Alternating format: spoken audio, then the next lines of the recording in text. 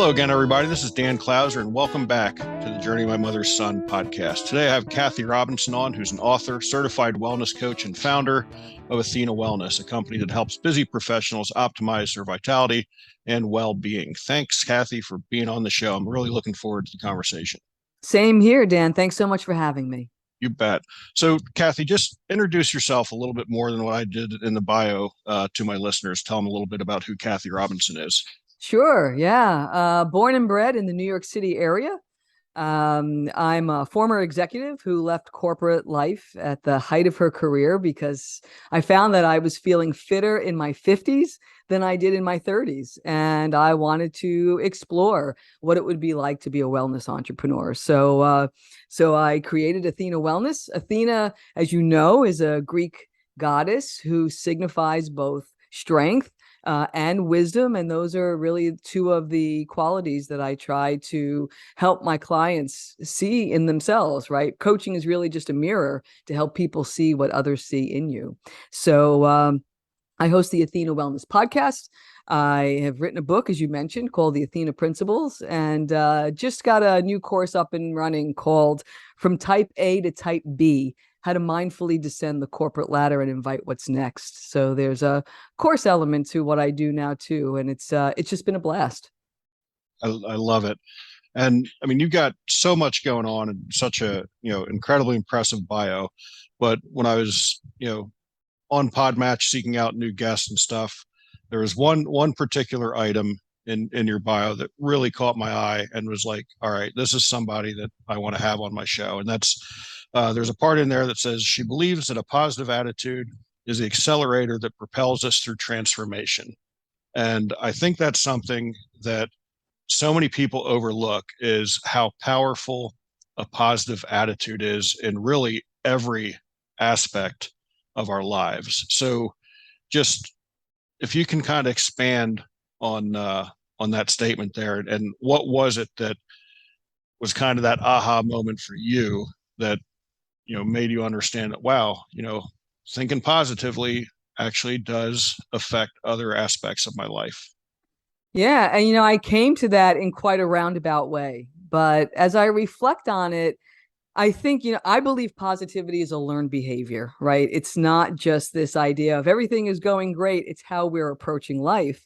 And when I think about it, it came to me through my environment when I was a kid. I had siblings who were 8 and 10 years older than I was, and my parents for the 1960s were older than all the other kids my age. And so I basically grew up in a house full of adults. And so when you're the little kid in a house full of adults, you don't want to hear you can't. Like, you can't do that because you're fill in the blank, too young, you're a girl.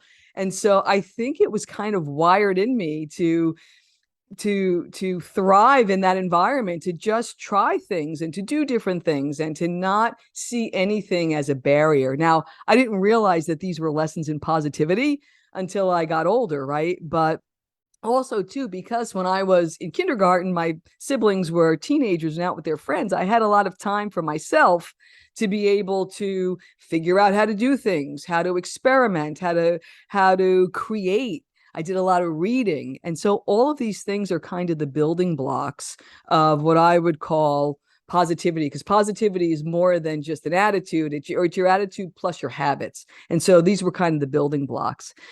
What I found as I got older was that this sense of self-reliance, though, really served me well through school and especially through business and through sports. And I began to notice that, gee, sometimes it's easy and sometimes it feels like I'm swimming against the current. Like, what's the difference? And so in my 20s and my 30s, I really began to pay attention to self-talk, which was quite negative. Like, I would have never talked to other people the way that soundtrack was in my head. And it wasn't meant to be mean to myself. It was really meant as fuel, right? Of doing something. It was the way I motivated myself.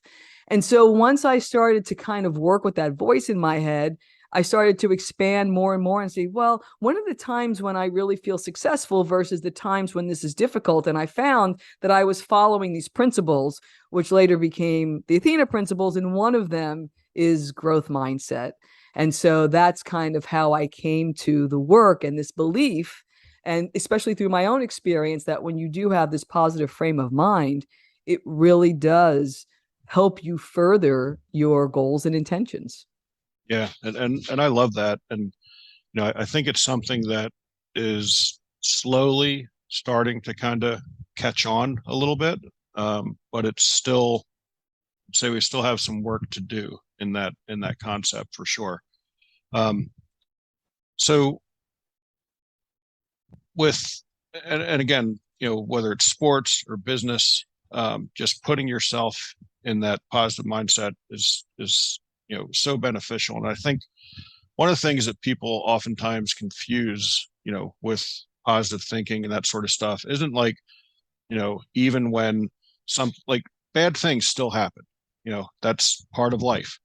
But it's just a different perspective and a different outlook when those bad things happen, as to not, you know, wallowing in it and that woe is me attitude, but just like, what? Yeah, this did happen. However, like when I really look at what's going on in my life, there's a lot worse that could have happened. And so how is it like how do you go about kind of like shifting that mindset, like that it's not like, you're just jumping around and there's unicorns and rainbows everywhere and everything is great, because bad stuff happens to all of us. So how do you kind of shift that mindset, as your clients are like, coming to you trying to break that? Because a lot of this is learned habits, learned, passed down from generation to generation, to look at things negatively as opposed to positively. But you don't have to, you don't have to pass it on one more generation. Like you can be the one who changes that. So how do you go about, convincing people of that? Yeah, well, I think well, I'm so glad you said that, because a lot of times when people say, "Oh, positive attitude," they think that it is just that you just have like these rose color glasses on, and that is not the case. And in fact, one of the points that I wanted to make is that I make it this sense of like you have to feel all the feelings. Like to your point, bad stuff happens, and so this is less about not seeing the bad things that happen or the challenges that happen, but reframing them in such a way that you're through your own experience, you've seen and you've had the experience of when things don't go right. On when you look out far enough and look back, you can see why it happened. Right. So a lot of times we'll use past experience if we can remove ourselves from the emotion of it and say, okay, if this thing didn't happen, fired from the job, divorce, fill in the blank of whatever that thing might be.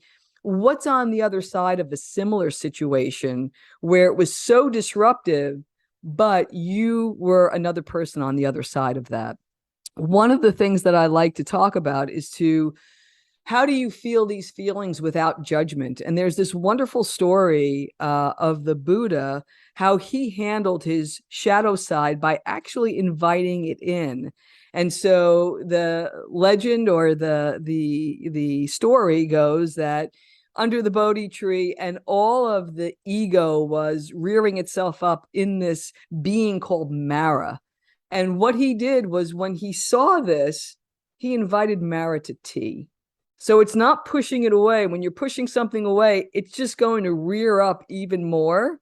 But when we invite it in and start to dialogue with it, we can get an understanding of why it's here and what we might be able to do that's within our control. And then more importantly, how do we let go of the things that aren't in our control? So the economy is going to be what the economy is. What is it that I have in my control that I can do right now that would make me feel better if that was a disruptive force in my life? So it's reframing it in that way using past experience, and also having that wisdom, going back to Athena, of what are the things that I can change that are within my ability to change, and what are the things that I need to learn from and see them as opportunities for learning. Yeah. Yeah. I love that. And it's interesting. I remember a commencement speech that Steve Jobs gave at, I believe it was Stanford University, where he talked about connecting the dots, Yep. and looking back. And, sadly, a lot of times in that moment, you know, we're in the middle of the storm, and it's tough for us to try to figure out what the lesson is in that moment. Sure. But you can train yourself to, again, try to step back even when you're in the moment to try to get a better understanding of what's going on and what it might lead to.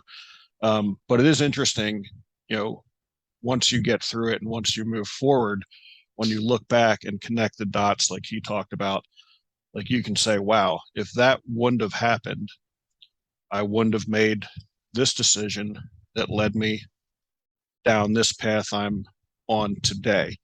Um, even I talk a lot about when my wife Sandy and I were going through the decision process of you know selling all our stuff and living in an RV. That she was not on board initially.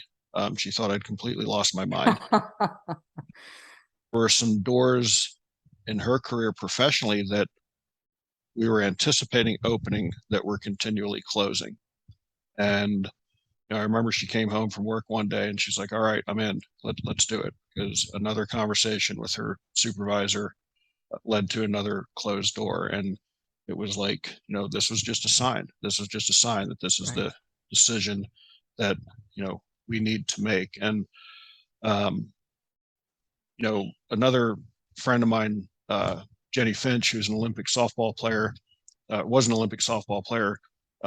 She often talks about in the game being able to control the controllables. And that's exactly, how that parlays over into life, just what you said as well. It's like, you can't control what's going on in the economy. You can't control what's going on in all these other aspects of life, but what can you control and how can you, embrace what you can control, the controllables, and just give yourself a better, outlook in that, whole instance. So I really wanted to, I was excited to have this conversation because I think, like I said, a positive outlook and a positive mindset and a growth mindset is something that more and more people are talking about, but it's still, again, very misunderstood. Mm-hmm. So as you kind of look back and, you said it was something that was somewhat in your upbringing of just, kind of this positive growth mindset. Was there any like one instance in your life that where you were then able to kind of connect the dots and say, okay, now I really get it and I understand how moving forward this, because like you said, you didn't necessarily take that when you were younger as these lessons. So when was it, or was there something specific that happened in your life that you had that time of reflection and connected the dots and were like, I get it? Yeah, and I think it was through experiencing a series of things where, as I was going through these turning points, and they were wellness turning points, and nothing that was, catastrophic, but just, getting myself in better shape from a body and a diet perspective in my 30s. And then in my 40s, it was leaving Wall Street for a different profession because I was completely burnt out. So there was this emotional thing. And then 5 years later, in my mid 40s, it was more of a spiritual, like, what do you want to do with your life? Why are you here? Like those kinds of questions. So I can point to three things, but even in each one of those at the time, exactly to your point, you don't go, oh, I get it. Like this all makes sense now. You need perspective. And so I actually think it was in writing the book and trying to put these experiences into words that I was actually able to, I had a long enough view that I was actually able to look back, and going through that experience of writing it down and coming up with a way to help others, I realized that, wow, there's really nothing that I can't handle, right? It goes back to that idea of self-reliance, because look, I've always come out okay on the other end of this. And I think that breeds confidence, and you start to look more inward rather than the answer is out here. You start to realize that no, the answer is always here. Like, I've got this.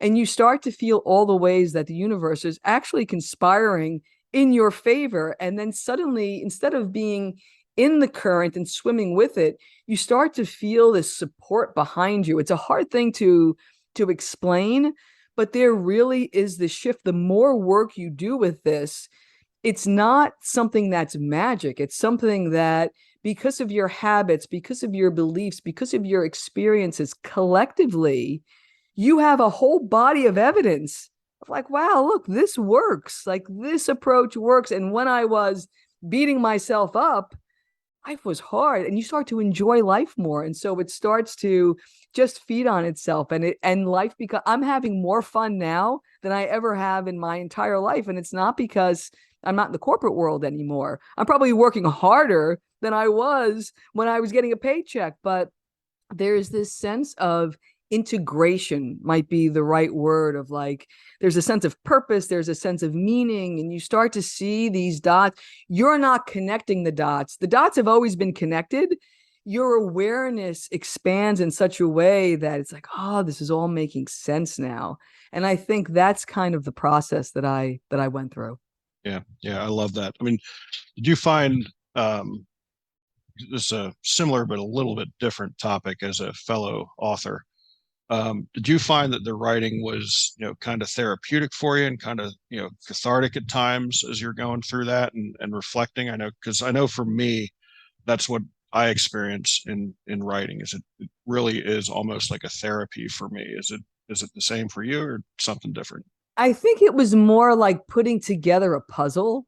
So, like, I always had this sense, but when you really need to find words to be able to explain it to somebody else, suddenly it's like you see the complete picture. It's almost like you've been looking at through a microscope your entire life, and then suddenly somebody gives you a telescope. You're seeing it from a different angle, and you're going, oh wow, you get this holistic view of what your life has been. And then I got really excited of like, wow, if that's what it was, what can it be?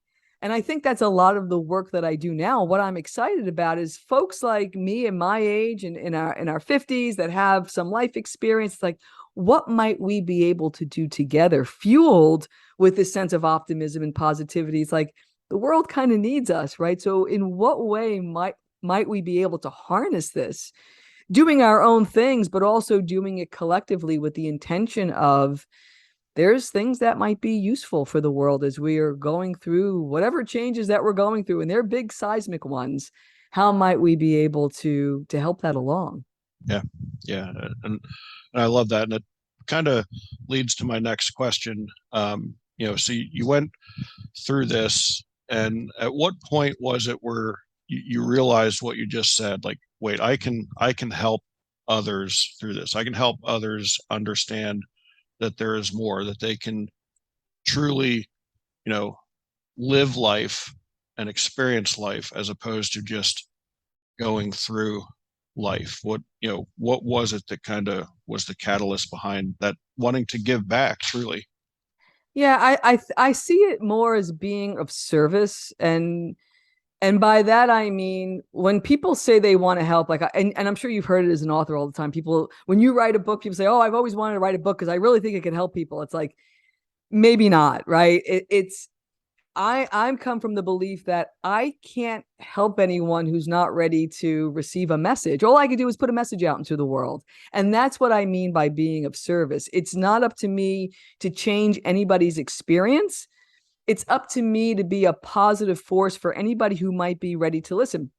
Just like your wife, right? She wasn't ready to hear what she had to hear until she went through her own process. And it was like, you know what? That makes sense. Let's do that. That's what I'm hoping to do with the work and with the folks that I'm working with. It's like, how might we be able to get those messages out into the world? Who knows who's going to pick it up? Who knows who's going to listen? Who knows where it might lead?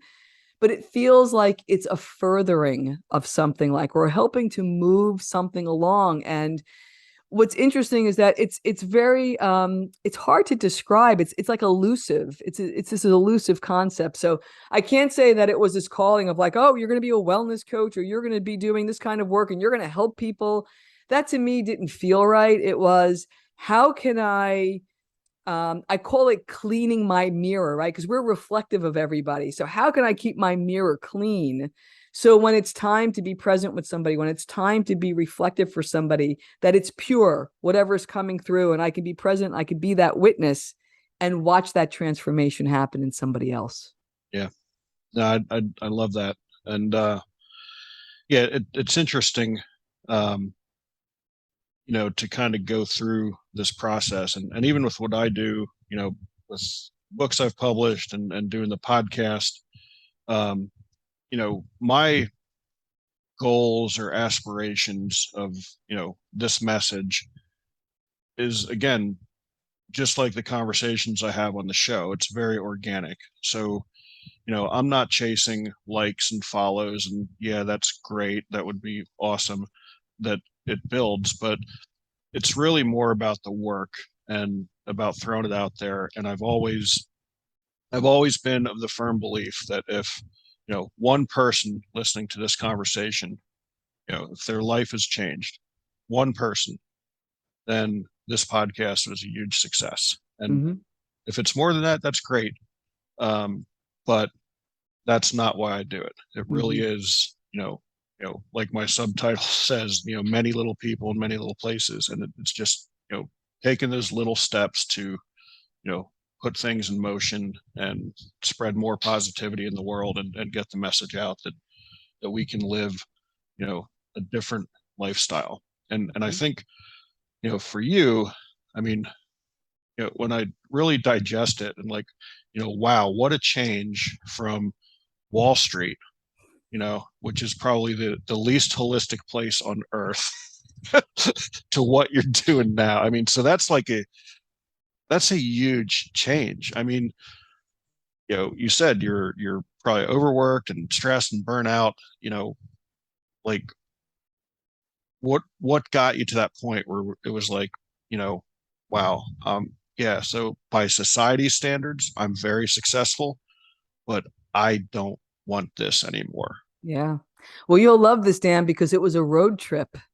Ah, I had yes. a after 9/11, I worked for Morgan Stanley, was the largest tenant in at the Trade Center. I was Midtown that day, but as you can imagine, it was an incredibly impactful day. And I remember dreaming how far, I had a camper van at the time. How far away can I drive from New York City? Like that's all I wanted to do. And I was like, oh, I didn't even know you could drive to Alaska at that point. There was no Google Maps then, right? It was like you had to kind of put this together. And I'm like, I want to go to Alaska. In typical Wall Street fashion, my boss at the time said, if you take off, if you take your, I had like 6 weeks vacation, 5 weeks vacation. If you take that all in one chunk, like perception, like that doesn't look good. So I actually postponed that trip until 2004. I was 40 that year and I didn't ask. I said, I'm going. And this is how I'm doing it. And I actually rented a satellite phone because there was no cell reception. Like I had all these contingency plans. I'll call into my machine once a day and all of these things. And it took about 2.5 weeks. I was in the middle. I was actually on my way back. I was in the middle of the wilderness in Alaska, grizzly bears and all of these kinds of things. I'm getting chills just thinking about this now. And I was just like, you have been playing it too safe. Like you are, you're hiding. You can't be who you are where you are. And I was exhausted. So being out in the middle of this wilderness and touching something that said you have to make a change. And it was really clear, when you get wisdom like that, when you get guidance like that, it is calming. It's not disruptive. It's just like, I got it. Yeah, I have to go back and make a change. I came back in July. At the end of that month, a former boss of mine who also worked on Wall Street said, hey, I'm at ADP, which was based in New Jersey, and I was really dying to not do this commute anymore. My number two just left. Do you want to come work for me? That easy, because I had made that decision. And so it was that kind of like, wow, like those are the things when I say we look back in our own experiences. How do you explain that other than you get to this point where it's just like, there's no other way. It is this, and it's for my own wellness and well-being. Again, I go back to you. I love the story of your wife. It's just like, no, there's no going back or there's no staying. I have to move forward. I don't know what forward looks like, but I know it's not where I am. And so those are the kinds of experiences that I think in looking back, it gives you a lot of confidence. When I'm in something now, it's just like, it's going to be okay. Yeah. because it's been okay in the past. It's going to be okay. It's going to work out. This is going to work out in my favor. Like, why wouldn't it work out in my favor? And in fact, for your audience, like when you're in one of these things, you asked, how do you shift that mindset? When I get in one of those grooves and it's like I default back to the old ways, I just take a moment, I close my eyes and I say, okay, think about all of the things that are going right now. Even if you just focus in on your body, a trillion cells, millions of things that are happening the right way, no matter what your state of wellness is. Look outside, look to your loved ones, all of these things that are going right. If we can just focus on that and know it's that faith of like, it's going to be okay. It's going to work out for my best interest. I have to find a way to take care of myself as I'm going through this. I think that's really critical, whatever that might be. When I was on Wall Street, I had to protect myself until it was safe to come out and to do this integration. But there was that level of protection. It was for my own survival, right? Of keeping that flame alive somewhere inside of me. So you have to do what you need to do when you're in situations that are really intense, but then to know that there will come a time where you will have enough space to be able to reflect on, okay, what went on there? What did I learn? How might I be able to leverage that as I move forward? Yeah. Yeah. And it's so true. And it's funny because, what led me to make this decision, and pitch it to my wife in the first place were two solo road trips that I made back in 2019. One was to Dallas, Texas, and then from Dallas to Louisiana and Louisiana back to Pennsylvania. And the other one was from Pennsylvania to Orlando and back. And it was on those trips that like I got this aha moment of I finally understood why my mom did it. It was like I got it, like the serenity. And I know it's something you can relate to being on the road, that serenity. And again, I those trips weren't necessarily spots where I was out in nature, but I took my time. It was the first time in my life that I enjoyed the journey, enjoyed the trip. Because any other time that we were traveling with our organization, we were on tight, regimented schedules. And it was just so freeing to be able to, walk around Memphis for the entire day without having to worry about when I had to get to the hotel in Dallas or whatever the case was. Um, and again, that was kind of like that aha moment. And then when I got back from those trips, I was in the process of adding 10 chapters to my first book. And I ended up writing like I hadn't written in years. And again, that was kind of that, and a little different than you. I mean, I was working the nonprofit, space, and we were literally changing kids' lives on a daily basis, doing good work. And but there was still this, there's something more for you. And even I did not embrace it at first. I was like, no, I don't know. This is like we're doing good work. We're doing good work. But I was stressed out a little bit from just the hours I was working, even though it was doing good work. If you're putting in 80, 90 hours a week, I don't care who you are or what you're doing, it's going to wear on you after time. And then we just had some other, politically local politics coming into play that were really stressing on both me and my wife, which again, as we look back now, like, okay, I get it. It was time. This was just the, you know, affirmation that it was time to start a new chapter and turn a new chapter. And yeah, so it's amazing how that all kind of comes into play in that regard for sure. So yeah, it's just it's interesting how you had said that everything really is working in your favor and talking about everything that's going right. And a couple episodes ago, I did a podcast with a recording artist, Amy Scruggs, who just released a song called "What If It All Goes Right," and the whole song, like when I first heard the song, like the hair on my arm stood up because it was exactly what you and I are talking about right now. Like we're so worried about, oh man, if I do this, if I make this decision, what if I go out and fall on my face and become an utter failure? But it's, truly we need to shift that mindset as to, well, what if I just blow it off the charts, Mm-hmm. And so it it is. It's a constant shift. And I think what you said earlier about just training our mind, like our mind is a muscle and it is training, and stop using everything that we've been taught and understand that it doesn't matter if we're 30 or 40 or 50 or 60 or 70, like we can change our mind. Another thing my mom did was, she went back to school to become a drug and alcohol counselor in her late 40s, and it was just a reset. It was a change. So how tough is it um, convincing some of the people that are coming to you that, even though they might be, 30 or 40 or 50 years old, that it's not too late to, make a pivot? Yeah. I'm very mindful of the clients that I take on. And so I feel like if they need convincing, they probably aren't ready to work with me. And I will tell them that, up front. I think what I look for is a willingness, a curiosity. Like if there's a curiosity there, that's definitely something I can work with. A sense of wonder, a sense of openness, and the ability or the willingness to try something new, and to try something. This is, as you mentioned, like this is the road less traveled, right? If you're going to listen to popular rhetoric or media or anything, it's like that's not going to help you. It's like, are you willing to quiet to be able to listen to what you know? Everything that you mentioned that was a turning point for you or a turning point in your life wasn't out of somebody telling you something. It was something that you felt, and you followed that trail.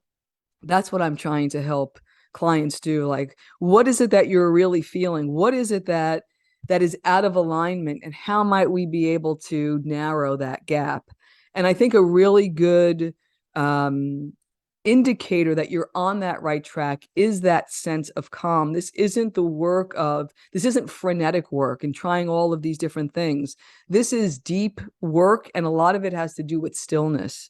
One other thing, you had asked me, like, when was that big turning point? I think I had a big turning point just before I announced that I was going to retire. About a month before telling the board, like, this is it, I had a moment getting ready for work one morning of like this gripping fear. And I don't get that sense very often of just like, what are you doing? My mom had passed about a year before, and I could hear her, a product of the depression, saying, are you nuts? Ride this out. Like, what are you doing? And I just saw this image of this ATM that was so reliable for 33 years. Poof, it was going away. And I had this moment of like, am I doing the right thing? And following that moment was this sense of calm of, if you had to hire one person to work for you at Athena Wellness, who would it be? It was me, right? It was like, I would pick me. And why? Because I know that when I put my mind to something, it's going to work out. It's like, well, what's the issue then? Right. And from that point on, there was this, and it hasn't been roses. It wasn't like, oh, you put your website up and it's like, oh, the cash is rolling in. It's like, this is hard work, but it's so fulfilling, and it's about growth in more ways than just the bottom line. This is about, it comes back to that sense of integration. Like, do you want to be disassociated from yourself and have a great Wall Street career? Or do you want to live an integrated life where your life and your work and everything that you're doing in the world is all one?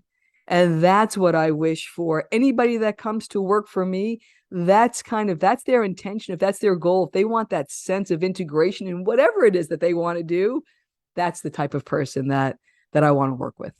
Yeah.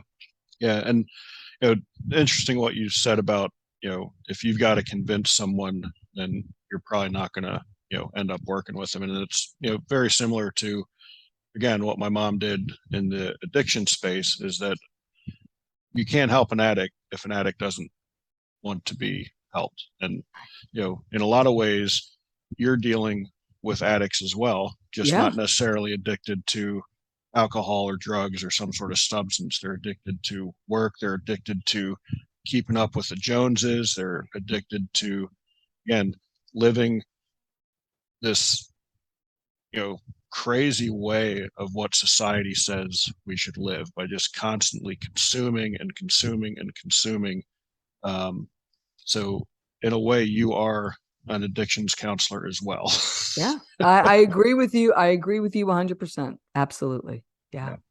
Yeah. What's one of the most kind of fulfilling things about your your work? I mean, when you get that one person who then finally gets that aha moment themselves, and kind of seeing that success and that they're really able to now enjoy life. Like, what type of feeling does that give you when that happens? Yeah. I mean, it lights me up. When the light goes on in somebody's eyes, I mean, that's just that's just a full body chill of just that's the whole point in this. And that comes in many ways. It's not just clients, it's people who listen to the podcast, or it's people who reply to a blog post, or somebody that I might meet on LinkedIn that read an article or something like that. So it comes in many ways. And I think that's one of the beauties of leaving, like stepping off of that treadmill, that type A treadmill. You get to enjoy this much more. And you mentioned something before, I think when you were talking about writing the book, that it's the process, it's the enjoyment of the process. And so yeah, these aha moments are great, and I love this sense of self-reliance, and I love seeing what people do with it. But it's also the process of, looking back and like, none of this existed 5 years ago. Like, how cool is this that we're manifesting, we don't even realize, what it is that we're putting together. I mean, you think of your podcast, you think of the life that you're living. None of that existed a couple of years ago. And so I get a big charge out of that as well, that we literally can take nothing and make something. Like, this is all created from the ethers. What else can we do with these abilities? And so I think it's not only the transformation, but it's the potential of what else, as we're doing this, that we might be able to do individually and collectively. Yeah, yeah, I love that as well. And it's funny because as you're talking about that, again, going back to another Steve Jobs quote where he once said, everything that other people, everything that is around us today has been created by people who are no smarter than you. And the fact that we're creating this and putting out there. And I think the other thing so fulfilling when you see someone else kind of get your message and buy into it and get that aha moment is that it's genuine. Like, they're not faking it. You know from the way that message or email was composed, or the sound in their voice, that it is sincere, and there truly is no way to fake that, to just build you up artificially, and you can see through that, which I think is the other thing that's so powerful when we get that feedback. Mm-hmm. um, Kathy, this has been a great conversation. Is there anything that you want to bring up that maybe we missed in the conversation? Well, I think everything that we've talked about today relates to what I call wholehearted living, right? And again, this is new territory for me too. But I think, when I was first just focusing on wellness coaching, I would always tell my clients, like, why do you want to feel well? And for me, it's about, being able to do the things that light you up with the people you love. I mean, that's really what it comes down to in the end. So that's what I wish for you. That's what I wish for your listeners, that you get this sense of wholehearted living, and you spread those seeds. Yeah, and really understanding that everything else you do, you can exercise as much as you want, you can eat healthy as much as you want, but if you still have all this crap going on Right. up inside your head, that other stuff is really, it'll make some changes, but not the real changes that you need to be make. Like, we are truly, all those things are connected. Mind, body, spirit are all connected, and it's undeniable. So I love that. Kathy, if anybody wants to work with you, if they want to find out more about what you do, if they want to get the book, check out your podcast, how can they reach Kathy? It's all on athenawellness.com, and you can get me at info@athenawellness.com. Awesome. Love it.